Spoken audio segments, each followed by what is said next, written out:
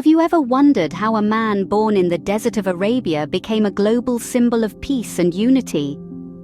Let's take a journey back to the year 570, to the bustling city of Mecca, where a child named Muhammad was born into the noble lineage of the Quraysh tribe. This was no ordinary birth, for this child was destined to become a prophet. Raised as an orphan, Muhammad was nurtured with values of integrity and honesty. He spent his early years as a merchant, traveling across the vast deserts, engaging with diverse cultures, and earning a reputation for his trustworthy character.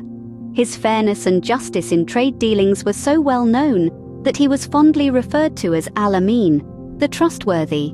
In his ordinary beginnings, few could have foreseen the extraordinary journey that lay ahead. But as we'll see, these experiences shaped his perspective and prepared him for the monumental task that awaited. This humble beginning was the prelude to a life that would change the course of history. Imagine you are 40 years old, in a cave, when suddenly the divine speaks to you. This is what happened to Muhammad, peace be upon him, in the year 610. Muhammad, who was known for his meditative retreats to the cave of Hira, was visited by Angel Gabriel, who brought a message from God. The first words of this revelation were commanding, "Read." Muhammad, who was unable to read or write, was understandably taken aback. Yet, the angel insisted, "Read in the name of your Lord who created." This divine command underscored the importance of knowledge and learning in the faith that was to come. Over time, Muhammad received more revelations, each deepening his understanding and firming his conviction. The divine messages were clear. He was the last prophet, chosen to convey God's final message to mankind. The man, once a merchant, was now a prophet, tasked with delivering God's final message to mankind. How would you respond if your life was turned upside down because of a message you believed in?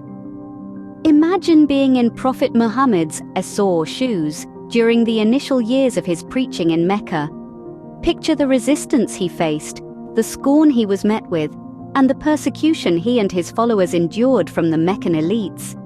These were powerful individuals, determined to maintain their status quo, to hold on to their power and privilege. They saw the message of equality and unity that Prophet Muhammad was preaching as a direct threat, and so they responded with hostility, with oppression. But the Prophet, his followers, they didn't falter. They faced the adversities head-on, their resolve unyielding. Despite the hostility, the Muslim community continued to grow. It spread like a beacon of light in the darkness, a testament to their unbroken faith and their unwavering belief in the message of Islam. Yet through all the hardship and struggle, the Prophet and his followers remained steadfast, their faith unbroken. What would you do if you had to leave everything behind to preserve your faith and freedom?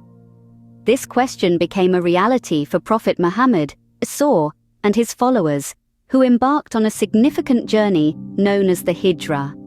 Leaving their homes in Mecca, they migrated to Medina, a city that would become a beacon of Islamic faith and unity. In Medina, the seeds of the first Muslim state were sown.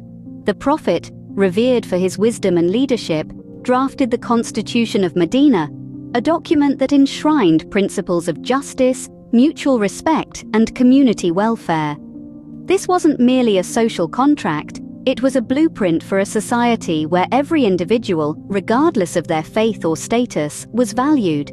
As a spiritual guide, he illuminated the path of faith for his followers.